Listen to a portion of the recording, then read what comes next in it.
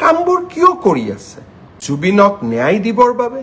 জুবিনক ন্যায় দিয়াৰ বাবে আপোনালোকে এনেকৈ ফটোশ্বপ কৰিবলগীয়া হৈছে, ভুৱা ফটো বনাবলগীয়া হৈছে।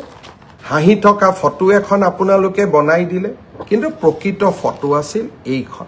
জুবিনৰ মৃত্যুৰ সুযোগ লৈ সিদিনাখন গুৱাহাটী মহানগৰীত এক প্ৰকাৰ যি পৰিৱেশ সৃষ্টি কৰি দিয়া হৈছিল, সেই পৰিৱেশৰ আঁৰত কোনবোৰ ব্যক্তি আছিল?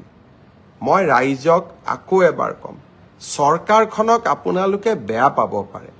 আমি আপোনালোকৰ কিছুমানৰ ঘৰ এভিকশ্যন কৰিছোঁ, আপোনালোকে আমাক বেয়া পায়, কিন্তু এভিকশ্যনৰ প্ৰতিশোধ ল'বলৈ জুবিনক আপোনালোকে ঢাল হিচাপে ব্যৱহাৰ নকৰিব। জীৱনকালত কোনটো জাগাত আপোনালোকে জুবিনক সংগীত অনুষ্ঠান পৰিৱেশনৰ কাৰণে মাতিছিল?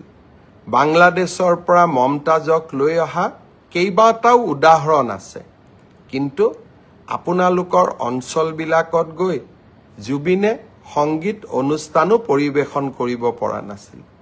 জুবিনৰ মৃত্যুৰ পিছত আপোনালোকে কেনেকৈ জুবিনৰ অনুৰাগী হৈ পৰিলে? হিমন্ত বিশ্ব শৰ্মাৰ ওপৰত আপোনালোকে প্ৰতিশোধ ল'ব লাগে। মোৰ ওপৰত আপোনালোকে প্ৰতিশোধ লওক, কিন্তু সেই প্ৰতিশোধ বা সেই মই কিয় এভিকশ্যন কৰিছোঁ তাৰ প্ৰতিশোধ আপোনালোকে জুবিনৰ নাম লৈ নকৰিব। ৰাজনীতি আমিও কৰোঁ, আমিও বুজি পাওঁ। আপোনালোকে যদি জুবিনক ইমানেই মৰম কৰিছিল, জীৱনকালত জুবিনৰ মমতাজৰ পৰিৱৰ্তে জুবিন গাৰ্গক কিয় মতা নাছিল অনুষ্ঠান পৰিৱেশনৰ কাৰণে? আৰু 2020 চনত 13 তাৰিখে যেতিয়া জুবিনৰ ওপৰত আক্ৰমণ হৈছিল, তেতিয়াতো আপোনালোকে ফেচবুকত লিখা নাছিলে। আজি এভিকশ্যনত বিজেপিয়ে আপোনালোকক এভিকশ্যন কৰিছে, বিজেপিৰ ওপৰত প্ৰতিশোধ ল'ব লাগে, আৰু তাৰ কাৰণে আপোনালোকে জুবিনৰ দুখজনক মৃত্যুক এডাল অস্ত্ৰ হিচাপে ব্যৱহাৰ কৰিব, তাক কেতিয়াও আমি মানি ল'ব নোৱাৰোঁ। শ্ৰদ্ধাৰ ৰাইজ, কোনবোৰ ব্যক্তি আজি সক্ৰিয় হৈ আছে? আপোনালোকে এই ফটোখন চাওক।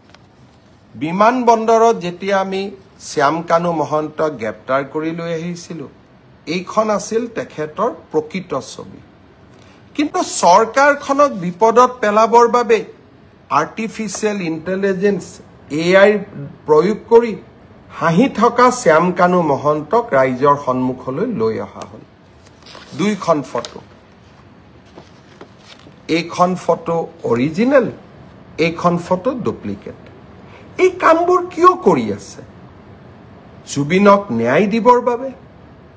জুবিনক ন্যায় দিয়াৰ বাবে আপোনালোকে এনেকৈ ফটোশ্বপ কৰিবলগীয়া হৈছে, ভুৱা ফটো বনাবলগীয়া হৈছে। হাঁহি থকা ফটো এখন আপোনালোকে বনাই দিলে, কিন্তু প্ৰকৃত ফটো আছিল এইখন। ই কি প্ৰমাণ কৰিছে?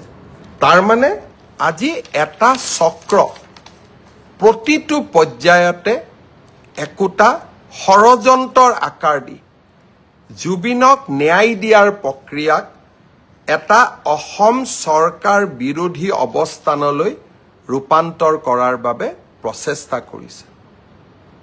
এই প্ৰচেষ্টা আমি সফল হ'ব নিদিওঁ।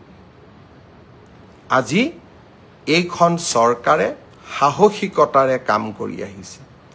উচ্ছেদেই হওক, অসমৰ পৰা বিদেশী নাগৰিক বহিষ্কাৰেই হওক, বা জুবিনক ন্যায় প্ৰদান কৰাই হওক, এইখন চৰকাৰে কাৰো ওচৰত শিৰ নত নকৰে, মাত্ৰ অসমবাসীৰ ওচৰত শিৰ নত কৰিব। ফটোশ্বপ কৰি কোনোবাই যদি ভাবে হিমন্ত বিশ্ব শৰ্মাক দুৰ্বল কৰিব পাৰিব, কোনোবাই যদি ভাবে ভুৱা ফটোগ্ৰাফ উলিয়াই হিমন্ত বিশ্ব শৰ্মা, সেই প্ৰচেষ্টা আপোনালোকে নকৰিব। মই আকৌ এবাৰ আপোনালোকক অনুৰোধ কৰিম, মই আজি ফেচবুকৰ পিছত মই 2020 চনত জুবিনৰ বিষয়ে কোৱা কথাকেইটা এবাৰ আপোনালোকে শুনি ল'ব।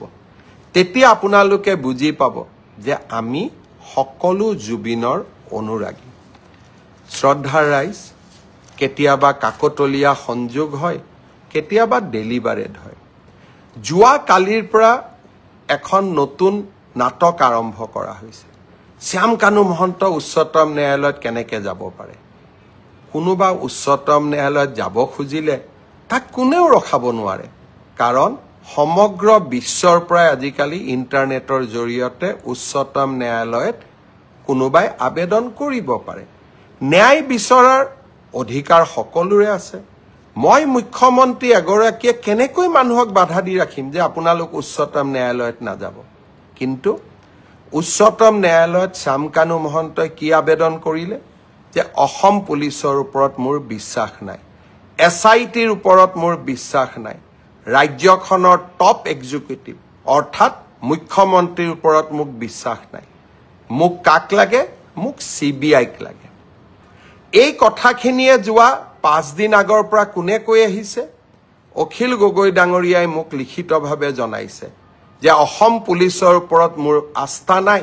মুখ্যমন্ত্ৰীৰ ওপৰত মোৰ আস্থা নাই CBIত এই তদন্ত দিব লাগে দেৱব্ৰত শইকীয়াই লিখিলে ৰাষ্ট্ৰপতি যে এই তদন্ত CBIক দিব লাগে আৰু এতিয়া শ্যাম কানু মহন্তই লিখিলে যে এই তদন্ত CBIক দিব লাগে এয়া কাকতলীয়া সংযোগ নে এয়া এক প্ৰকাৰ ষড়যন্ত্ৰ তাক মই নাজানো কিন্তু শ্যাম কানু মহন্ত অখিল গগৈ দেৱব্ৰত শইকীয়া কোনেও অসম পুলিচক বিশ্বাস নকৰে কিন্তু এই অসম পুলিচে আজি সিংগাপুৰত হোৱা ঘটনা এটাকো আমি তদন্তৰ আওতালৈ আনি 4 জনকৈ ব্যক্তিক আমি আজি জেলৰ হাজতত ৰাখিবলৈ সক্ষম হৈছো SITক অসম পুলিচক শ্যাম কানু মহন্তই বিশ্বাস নকৰে অখিল গগৈও বিশ্বাস নকৰে দেৱব্ৰত শইকীয়াও বিশ্বাস নকৰে এয়া কাকতলীয়া সংযোগ